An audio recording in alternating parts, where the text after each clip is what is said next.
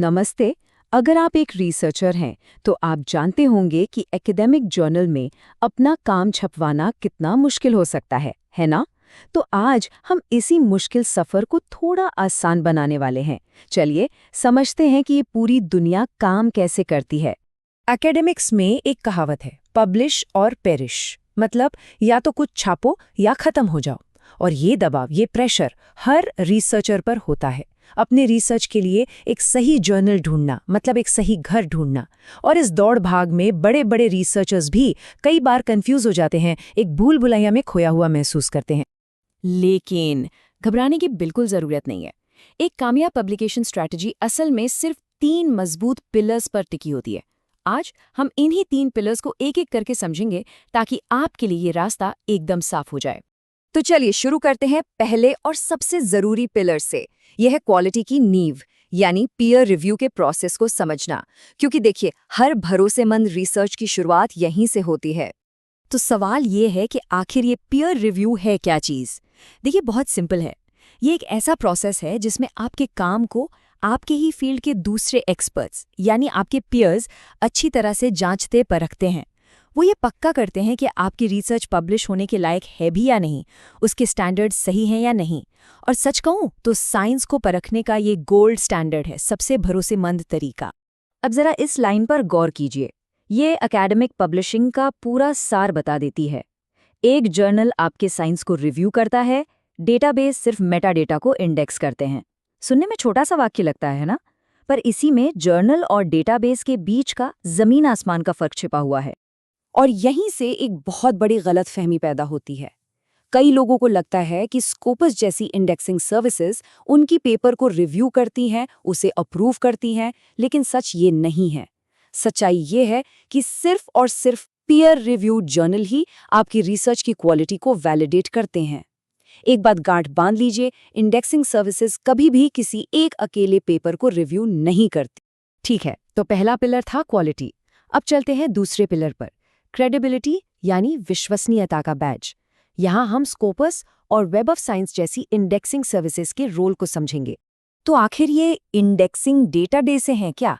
आप इन्हें जर्नल्स की एक तरह की वीआईपी लिस्ट समझ सकते हैं। इस लिस्ट में सिर्फ वही जर्नल्स शामिल होते हैं जो क्वालिटी के कुछ खास पैमानों पर खरे उतरते हैं। किसी जर्नल का स्कोपस या वेब ऑफ साइंस में लिस्टेड होना मतलब एकेडमिक वर्ल्ड में उसकी इज्जत और उसके असर का एक बहुत बड़ा सबूत है। और यहीं पर एक और बहुत बड़ा मिथक है जिसे तोड़ना जरूरी है। कई लोग सोचते हैं कि अगर जर्नल स्कोपस इंडेक्स्ड है तो उनका पेपर तो पक्का एक्सेप्ट हो ही जाएगा। जी नहीं, ये बिल्कुल गलत है। तो सबसे जरूरी बात क्या है? इंडेक्सिंग जर्नल की क्वालिटी का बैज है, आपके पेपर के एक्सेप्ट होने की गारंटी नहीं। क्वालिटी हो गई, क्रेडिबिलिटी हो गई। अब आते हैं हमारे तीसरे और आखिरी पिलर पर, जो है विजिबिलिटी का इंजन। मतलब कैसे हम गूगल स्कॉलर का सही इस्तेमाल करके अपनी रिसर्च को दुनिया भर के लोगों तक पहुंचा सकते हैं। देखिए, गूगल स्कॉलर नो डाउट एक बहुत पावरफुल टूल है। ये इंटरनेट पर मौजूद सारे एकेडमिक लिटरेचर को क्रॉल करके इंडेक्स करता है ताकि आपका काम आसानी से खोजा जा सके। लेकिन एक बहुत बड़ा लेकिन है यहाँ। गूगल स्कॉलर आपकी रिसर्च की क्रेडिबिलिटी को वैलिडेट नहीं करता। मतलब यहाँ आपको ऐसे आर्टिकल्स भी मिल जाएंगे जो शायद पीयर रिव्यूड है ही नहीं। तो एक बात हमेशा याद रखनी है, विजिबिलिटी का मतलब क्रेडिबिलिटी नहीं होता। सिर्फ दिखना ही काफी नहीं है।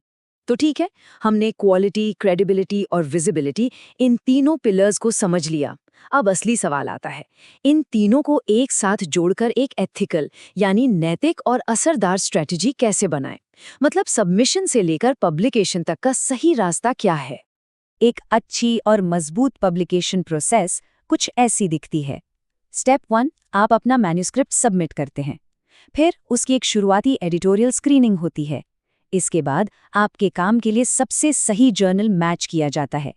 फिर आता है सबसे बड़ा पड़ाव, पीयर रिव्यू, जहां एक्सपर्ट्स आपके काम को बारीकी से देखते हैं, उनके फीडबैक पर आप सुधार करते हैं और फिर आखिर में एडिटोरियल टीम अपना फैसला लेती है। और यहीं पर सही और गलत रास्ते का फर्क समझना बहुत जरूरी है। एक तरफ है प्रेडेटरी सर्विसेज, जो आपसे गारंटीड स्कोपस पब्लिकेशन का झूठा वादा करती हैं, आपको फेक जर्नल्स के जाल में फंसाती हैं।